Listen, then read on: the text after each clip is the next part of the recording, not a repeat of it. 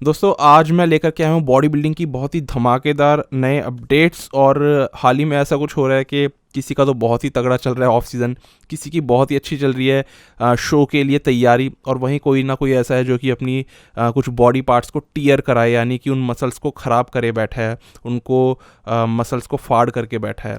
तो बहुत सारी चीज़ें होती रहती हैं बॉडी बिल्डिंग में, तो आज सारी चीज़ें हम कवर करेंगे, यही आज का टॉपिक है। दोस्तों कैसे आप सब, मेरा नाम है विरल, आप देख रहे हैं all about Olympia YouTube channel. आगे बढ़ते हैं। इसके अंदर सबसे पहला अपडेट आएगा दोस्तों हमारे current reigning Arnold classic champion Samson Dauda के ऊपर। और सैमसन ने हाल ही में गेस्ट पोजिंग करी है, एक बेन वीडर शो है जिसमें प्रो कार्ड दिए जा रहे हैं। ऑब्वियस सी बात है कि वो एक एमेच्योर शो है, उसमें ये करते हैं गेस्ट पोजिंग और यहाँ पर दिखाते हैं अपनी बॉडी जो है करीबन करीबन 315 पाउंड्स पे। देखो अब से 2 दिन पहले ही सैमसन दौदा ने एक पोस्ट डाला था कि वो 313 पाउंड्स के आसपास जा चुके हैं, और इस वाले पोस्ट के हिसाब से काफ़ी ज़्यादा हैवी लग रहे थे। और जैसे ही हमने इनको अभी इस रीसेंट गेस्ट पोजिंग में देखा एकदम HD बढ़िया फुटेज के अंदर, तो बहुत क्लियर हो गया कि हाँ जो कह रहे हैं सही कह रहे थे। ऑब्वियस सी बात है कि वो कंडीशनिंग उतनी ज़्यादा अच्छी नहीं थी, लेकिन स्टिल सैमसन ने एक जो साइज़ होल्ड करके रखा हुआ है और उसके ऊपर से जो वैक्यूम पुल कर रहे हैं, वो एक बहुत ही तारीफ कर देने वाली बात है, क्योंकि वैक्यूम पुल करते हुए 313 पाउंड या 315 पाउंड के बॉडी बिल्डर को अभी तक हमने नहीं देखा। सैमसन डेफिनेटली इंप्रूवमेंट करते चले जाएंगे इस पूरे साल भर में, और ज़बरदस्त तरीके से इस बार चांसेस है कि ओलंपिया में भी प्लेस होंगे। हो सकता है अपनी बात मनवा करके भी रहें, और इससे मेरा मतलब है कि क्राउन भी ले जाएं मिस्टर ओलंपिया का। तो सैमसन बहुत ही बढ़िया अभी चल रहे हैं, बहुत ही हैवी ऑफ सीज़न अभी लगा रहे हैं, और वही बिग रैमी वाली रेंज में अभी ऑफ सीज़न के अंदर कहीं ना कहीं खेल रहे हैं। हालांकि बिग रैमी 350 पाउंड्स तक भी चले जाते हैं, पर सैमसन को भी हम कम तो नहीं कह सकते। देखते हैं इस बार क्या होता है। और फिलहाल सैमसन दौदा बहुत ही इंप्रेसिव तरीके से और बहुत बढ़िया पोजिंग करते हुए हमें नजर आए इस वाले बेन वीडर के शो में।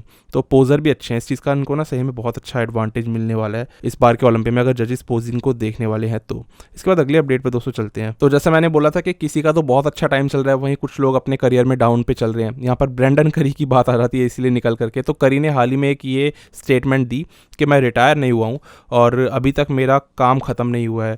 देखो उन्होंने अभी तक क्या है कि बिग रैमी से लगातार वो हारते हुए आए। उन्होंने ये बात बोली, कह रहे हैं अब बिग रैमी तो हट चुके हैं मेरे रास्ते से, तो अब नए चैंपियन हार्डी शूपन है। और हार्डी शूपन एक ऐसे बॉडी बिल्डर है जिनको कि मैं पास्ट में हरा चुका हूँ। तो ब्रेंडन का ये मानना है कि वो इस चीज़ को दोबारा से कर सकते हैं, और अगर सारी चीज़ें उनकी मिल जाएँ, जितने भी उनके पास में चीज़ें हैं, मतलब उनके स्ट्रॉन्ग पॉइंट्स, उनके टूल्स, तो वो फिर से बन सकते हैं मिस्टर ओलंपिया। अब देखो इस बात पे बहुत सारे लोग उनकी टांग खींचेंगे, लेकिन मेरा ये मानना है कि अगर कोई एथलीट इस तरीके की स्टेटमेंट दे रहा है ना, तो ये उसकी पॉजिटिवनेस और उसका एक जज्बा उसको दर्शा रही है। भले उनके अंदर कमियां हो, लेकिन वो हार मानने को तैयार नहीं है, और यही चीज़ अच्छी लगती है बिग रैमी की भी देख करके। उनको भी इस गेम से प्यार है, कमियां उनमें भी हैं, लेकिन वो भी हार मानने को तैयार नहीं है। और कहीं ना कहीं जो एक अंडरडॉग होता है, अंडरडॉग से मेरा मतलब है जो एक चेज़र होता है, क्योंकि चैंपियन हार्डी शूपन है, तो चेज़र की वैल्यू बहुत ज़्यादा बढ़ने लगती है, पब्लिक सपोर्ट भी उसको ज़्यादा मिलता है, और लोग हमेशा अप्रिसिएट करने के लिए उसके पास जाते हैं। अभी लेकिन कहीं ना कहीं ब्रेंडन करी है जिनके पास उतने ज़्यादा लोग नहीं है जो कि उनको अप्रिशिएट करें उनकी बॉडी, उनकी फिजिक के लिए। ऑब्वियस सी बात है, जजेस भी ये चाहते हैं कि ब्रेंडन करी अपनी कमियों को सुधारे, लेग्स या फिर एक जो ओवरऑल फ्लो है उनकी बॉडी में वो उतना अच्छा अब नहीं लगता उनको जितना हार्डी शूपन में लगता है। सबसे बड़ी बात है वो उतने कंप्लीट नहीं है जितने की हार्डी है। तो देखना ये होगा कि वो जजेस के हिसाब से कितनी अपनी तैयारी करते हैं। हार्डी शूपन को वो पास्ट में हरा चुके थे, लेकिन पास्ट एक अलग चीज़ है। आज प्रेजेंट में वही एथलीट ऐसा है कि बहुत अनबीटेबल सा चल रहा है। हार्डी की बहुत सारी चीज़ें इतनी अच्छी हैं कि वो मतलब ब्रेंडन करी उनके आसपास में भी नहीं आ सकते हैं। प्रायोरिटीज़ लेकिन सबसे बड़ी होती है, जो जजेस आज भी अगर शिफ्ट कर देना तो ब्रेंडन करी फिर से हार्डी को हरा देंगे। तो प्रायोरिटीज़ समझनी पड़ेंगी। हार्डी को उन्होंने पास्ट में हराया है, उससे मतलब नहीं है प्रेजेंट में आज क्या डिमांड है गेम की, जजेस की, ये समझने की सारी ज़रूरत है। तो ये देखना होगा कि अब वो किस तरीके से इस बार की तैयारी करते हैं और क्या इंप्रूवमेंट्स करते हैं। देखो उम्मीदें सही बताऊँ कम है, कभी भी एक ऐसा ड्रास्टिक डिफरेंस नहीं दिख सकता कि ब्रेंडन करी के लेग्स आपको हार्डी शूपन जितने या डेरेक लंसफोर्ड जितने अच्छे दिखने लग जाए। बिग रैमी का एग्जांपल नहीं दूंगा क्योंकि वो कुछ एक्सट्रीम केस है, लेकिन छोटे मोटे भी चेंजेस हमें देखने को नहीं मिल रहे करी की फिजिक में। उल्टा वो सिर्फ एक ऑफ कंडीशनड, एक बस मास के साथ में आ रहे हैं, लेकिन फिजिक में कोई क्लास से मेरा मतलब है फिजिक में कोई कंडीशनिंग कुछ क्वालिटी नज़र नहीं आ रही। तो देखते हैं करी किस तरीके से अपने जो सारे स्टफ़ हैं, जो वो कह रहे हैं कि मैं सब चीज़ों को जोड़ूंगा और साथ में इकट्ठे करते हुए फिर जीतूंगा, किस तरीके से वो ये चीज़ कर पाते हैं। अभी तो सिर्फ कहने की बातें हैं, कंपटीशन आने में भी लंबा टाइम है। इंतज़ार रहेगा करी की एक अच्छी फिजिक हम भी देखना चाहेंगे। इसके बाद अगला अपडेट आता है दोस्तों। अब इसमें हमें पता लगता है दोस्तों कि चार्ल्स ग्रिफिन जो है, जो काफ़ी एक अच्छे बॉडी बिल्डर है, उन्होंने अपना पैक टीयर कर लिया। और ये न्यूज़ थोड़ी सी पुरानी हो चुकी है, लेकिन एक टीयर की न्यूज़ ऐसी होती है जो कि काफ़ी इंपॉर्टेंट हो जाती है, पूरे बॉडी बिल्डिंग के वर्ल्ड को ना एक तरह से शेक कर देती है, क्योंकि सारे एथलीट्स को लगता है यार कल को ये चीज़ हमारे साथ ना हो जाए। और ऐसा लगता है क्योंकि आप एक ऐसे लेवल पर ट्रेनिंग कर रहे हो जो हाईएस्ट पॉसिबली हाईएस्ट लेवल है, इससे ऊपर कुछ एग्जिस्ट नहीं करता। और यहाँ पर हर कोई एक दूसरे से कम्पीट करने में, रेस करने में लगा हुआ है। चार्ल्स ग्रिफिन का हमें पता है उनकी चेस्ट उतनी स्ट्रांग नहीं थी और वो लगातार अपनी चेस्ट को ट्रेन कर रहे हैं, एक अच्छा खासा वेट पुश कर रहे हैं। तो अभी बहुत सारे लोगों का यही कहना है कि हैवी वेट की वजह से ऐसा हुआ है।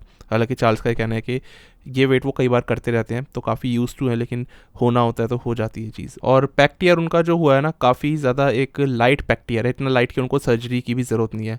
वो बता रहे हैं कि 4 से 6 हफ्ते में कम्प्लीटली हील हो जाएंगे। तो फिलहाल चार्ल्स ने अपडेट डाले हैं, तो देखने में पता लग रहा है कि वो अगर बहुत ज़्यादा होता ना तो बिल्कुल ही वो एरिया एकदम नीला हो जाता, नीला या फिर लाल होता है इनिशियली, फिर वो नीला हो जाता है, तो बहुत ही ज़्यादा ख़राब दिखता। लेकिन अभी इनका ये बच गए, और सर्जरी अगर होती तो फिर हो सकता है कि वो पैक की मसल्स जो है उनकी शेप भी ख़राब हो जाती, वो स्ट्रेंथ में भी एक फ़र्क आ जाता है। टीयर हो जाना बहुत बड़ी बात है, क्योंकि टीयर का मतलब वही है कि मांस फट जाना आपका।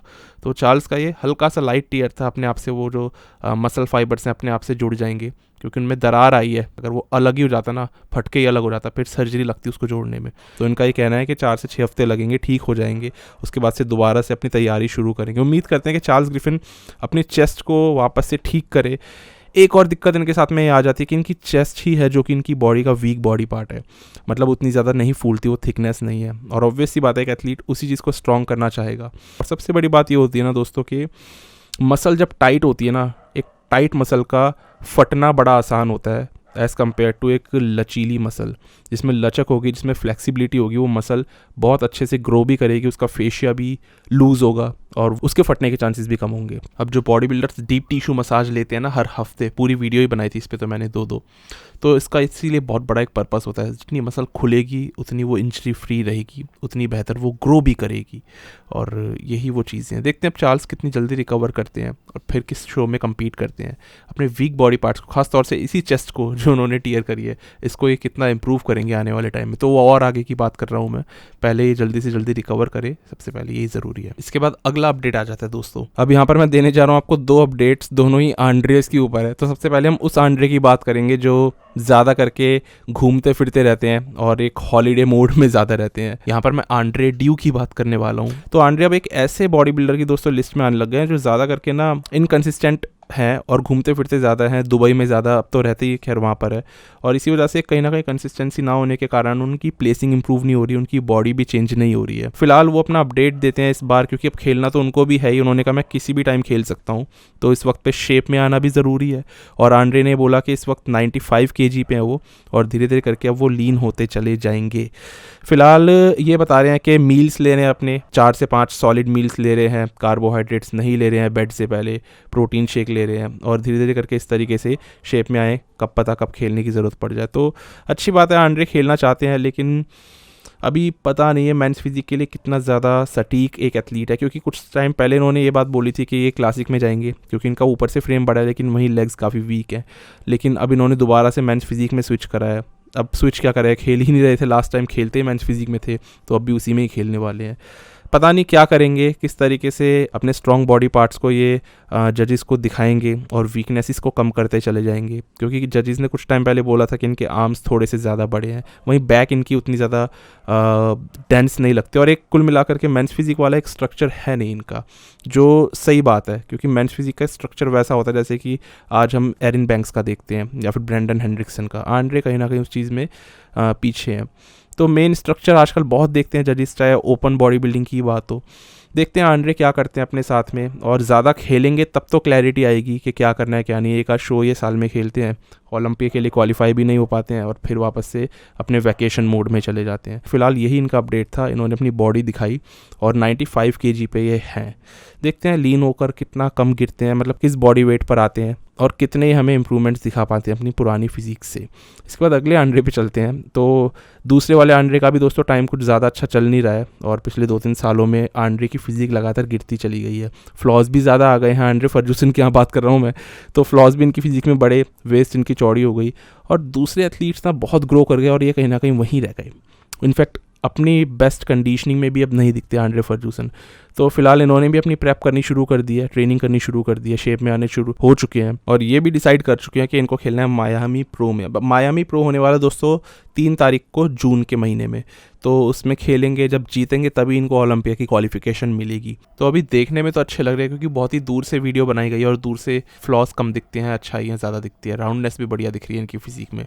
तो जैसे जैसे प्रेप करेंगे तो समझ आएगा कि फिजिक किस डायरेक्शन में जा रही है इनकी। फिलहाल आंड्रे कुछ ना कुछ करके ऐसा लग रहा है कि संभलने की कोशिश कर रहे हैं और जो भी चीज़ें कर रहे हैं, अपनी इंजरीज, अपनी मेंटल हेल्थ या फिर अपना एक जो ऑफ ट्रैक उनका चला गया ना, उससे वापस बाहर आने की एक कोशिश जारी है उनकी। और मेनली यही है कि अब क्या करते हैं, कुछ इंप्रूवमेंट्स करेंगे कि नहीं, क्योंकि आंड्रे ने अपने करियर में कोई बड़े इंप्रूवमेंट्स करे नहीं। उनके जेनेटिक्स इतने अच्छे थे, उनको ज़रूरत नहीं थी, पर आज सिक्का पलट चुका है और बड़े एथलीट्स मेंस फिजिक चैंपियन बनने लग गए हैं। तो देखते हैं ये राउंडनेस अपनी फिजिक में इसी तरीके से बरकरार रख पाएंगे जैसे अब ये अपडेट्स में दिख रहे हैं। अब इसके बाद दोस्तों अभी से कुछ टाइम पहले ना एंड्रयू जैक ने अनाउंस किया कि वो खेलने वाले हैं टेक्सास प्रो में और ये वाला जो शो है ये 19 अगस्त को होने वाला है इस साल। तो एंड्रयू को भी compete करना है ताकि वो क्वालिफाई कर सके ओलंपिया इवेंट के लिए। यहाँ पर इनके साथ में जो दूसरे एथलीट्स रहेंगे वो हंटर लब्राडो और ब्लेसिंग रहेंगे, जो हमें पता ही है कि वो भी टेक्सास में ही है। बाकी एंड्रयू का इनसे अगर सामना होगा तो ये देखने वाली बात होगी कि अब वो उनको हरा पाते हैं, क्योंकि अभी तक हंटर भी जजेस की एक लिस्ट में थे बिकॉज वो काफ़ी एक अच्छे कंप्लीट बॉडी बिल्डर लगते हैं अगर उनको एक बॉडी बिल्डर के हैसियत से देखा जाए। पर एंड्रयू वहीं कहीं ना कहीं एक क्लासिक फ्रेम लेकर के ज़्यादा चलते हैं और कंप्लीट नहीं है उतने ज़्यादा। तो सभी बॉडी बिल्डर्स में फ्लॉज हैं। ब्लेसिंग की बात करूँ तो ब्लेसिंग तो काफ़ी ज़्यादा पीछे है इन सारे एथलीट्स से। तो देखने वाली बात ये होगी कि जजेस की जिस हिसाब से प्रायोरिटीज़ बदली हैं, क्या ये हंटर लब्राडा को ऊपर रखेंगे या फिर एंड्रयू जैक को शो में ऊपर रखेंगे। अब देखो साथ ही साथ एंड्रयू के साथ एक प्लस पॉइंट क्या आ जाता है ना कि ये ना पोजिंग बड़ी अच्छी करते हैं, जिसके लिए जाहिर है हंटर लब्राडा नहीं जाने जाते। एंड्रयू ने हाल ही में लेग स्प्लिट करके दिखाया, जो इन्होंने अभी लास्ट आर्नोल्ड क्लासिक में भी करा था। फिलहाल ये दोबारा से इस चीज़ को कर रहे हैं और काफ़ी अच्छे से कर दे रहे हैं। तो ये सारी वो चीज़ें जो इनको कहीं ना कहीं फ्लेक्स व्हीलर टाइप एक बॉडी और फ्लेक्स व्हीलर टाइप एक पोजिंग स्टाइल की ओर धकेलती हैं। तो इस चीज़ के लिए भी जजेस एक्साइटेड रह सकते हैं, फैंस तो है ही। तो एंड्रयू जैक अब क्या करेंगे इस वाले शो में, वो एक काफ़ी एक्साइटिंग चीज़ होगी। शार्प आएंगे या नहीं वो भी इस चीज़ को बता देगी और साबित इस बार कर देगी कि कंसिस्टेंट एथलीट है या नहीं, क्योंकि एंड्रयू बस एक बार ही अभी तक शार्प आए हैं आर्नोल्ड क्लासिक में और अपनी बेस्ट फिजिक भी इन्होंने उसी शो में दिखाई थी। अब दोबारा से इनको करना होगा कुछ ना कुछ।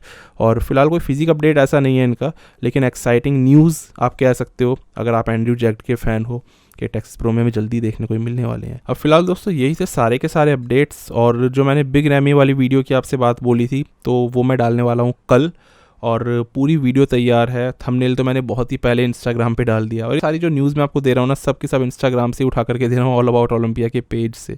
तो अगर आप चाहो उस पेज को फॉलो कर सकते हो, या फिर जो भी अगर लगातार न्यूज़ चाहिए ना लेटेस्ट, सबसे पहले वहाँ पे आते हैं चैनल पे, तो फिर भी एक आध दिन लग जाता है आने में। तो यही मुझे आपसे कहना था और बाकी की जितनी भी न्यूज़ होंगी वो हम इससे अगले अपडेट में कवर करेंगे। फिलहाल दोस्तों यही था इस वीडियो में।